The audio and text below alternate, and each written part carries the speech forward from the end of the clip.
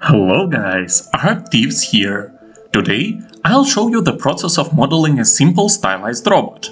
This model has under 6K polygons. It is modeled as a static prop, so there are no overlapping UV parts. Also, I don't model it in T-pose as I'm not preparing it for animation process. In this video, I'll show you key stages of modeling process and some unwrapping basics. The next video will cover the process of texturing in Substance Painter. Let's get started.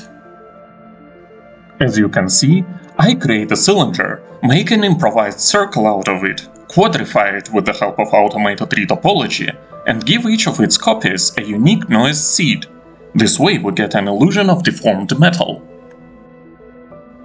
I apply inset and bridge modifiers and then detach the central part to apply holes to it by using the Propoline tool and automated retopology.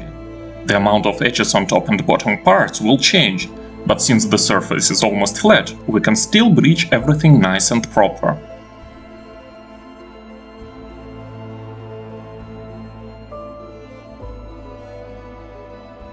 I bridge everything together and apply chamfers. Make sure to make stylized elements thick enough to preserve the general style of the model. The head of the robot is created as a simple cylinder. Make sure to think on all changes in advance, so you can extrude everything you wish to extrude simultaneously, and avoid modifying some separate parts later on.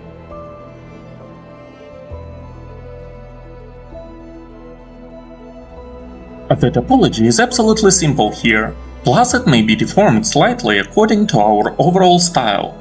I quadrify polygons and try to make my quads even.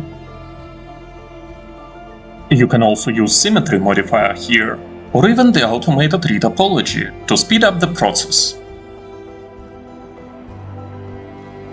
I create two cylinders for robot eyes and position them properly. Then I detach their base face plate and perform a Propoline operation, apply symmetry and fix my topology.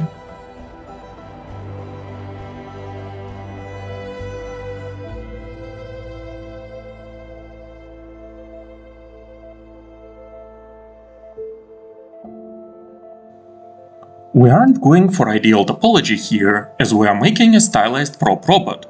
Should we want to increase its quality, we shall increase the amount of quads and spread them more even.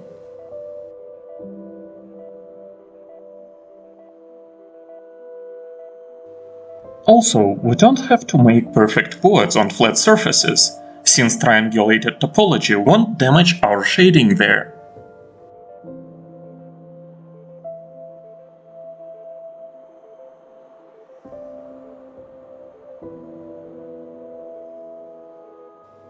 I spherify central holes to create the robot's neck. Make sure to flatten base surfaces.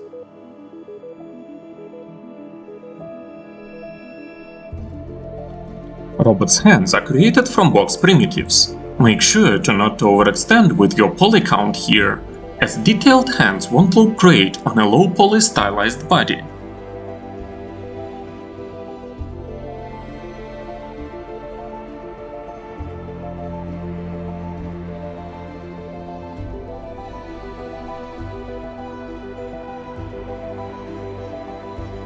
I give robot's hands a single chamfer to match single chamfers on crucial parts of its body.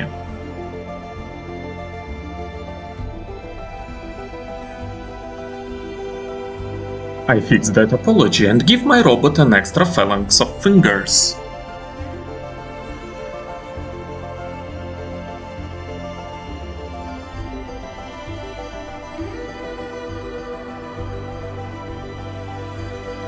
Arm connectors are made of splines that have their central vertex set to smooth. In theory, this gives us the ability to animate them later on, avoiding any deformations of metal elements.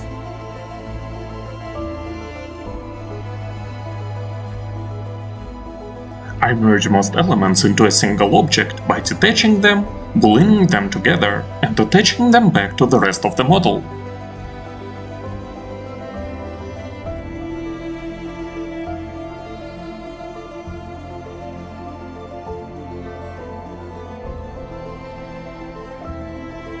I've cut out most boring parts of the video here, as they've only showed some of my repetitive actions. I finalize modeling process here by integrating all robot parts into a single object.